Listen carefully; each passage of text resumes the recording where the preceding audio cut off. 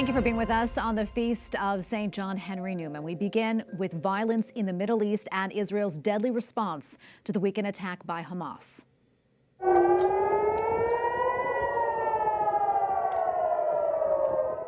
Warning sirens blare in Jerusalem and across Israel as the country endures multiple rocket attacks from Gaza. Prime Minister Benjamin Netanyahu said today the retaliation against Hamas has only just begun.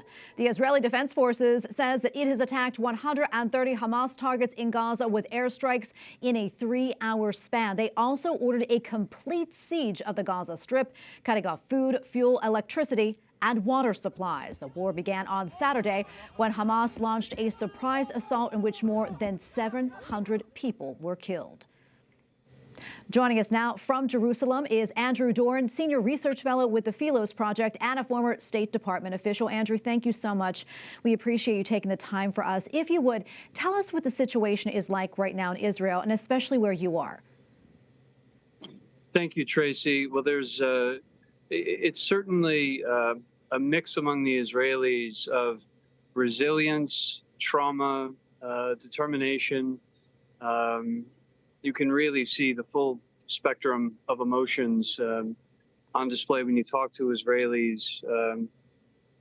The number of reservists that were called up so quickly and who reported so quickly meant that many had left without sufficient numbers of uniforms, things like toothpaste. And so Israelis are, in very typical Israeli fashion, rallying to get the reservists everything that they may need.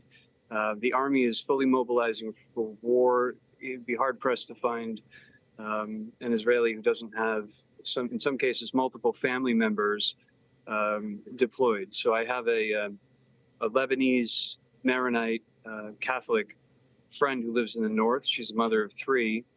She lives very close to the Lebanese border, where Hezbollah is, of course, an extremely serious threat, far more than Hamas in terms of the damage they could inflict. She's an Israeli reservist who's called up and on duty.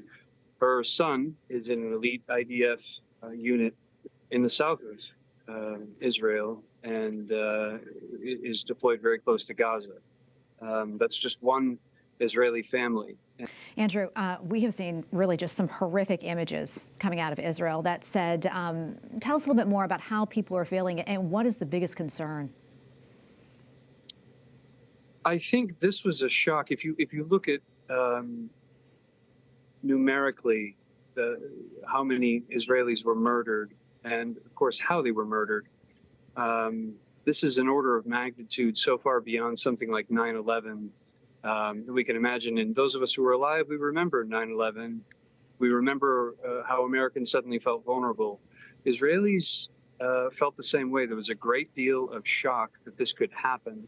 And of course, it happened not just on Shabbat, it happened on a holy day for Israelis. And so I think there was a sense of shock. It's also a profound trauma, and this generation of Israelis who may have grown up with any sense of idealism, hopes for peace, that's really been dashed. And I think many Israelis think because 20% of Israel is Palestinian. You'd be hard-pressed to find an Israeli who does not know or work with or live near a Palestinian in some instances. So there's that sense of betrayal and suspicion as well. Yeah, Andrew, we're praying for all of you over there right now. God bless you, and thank you for taking the time to speak with us. We appreciate it.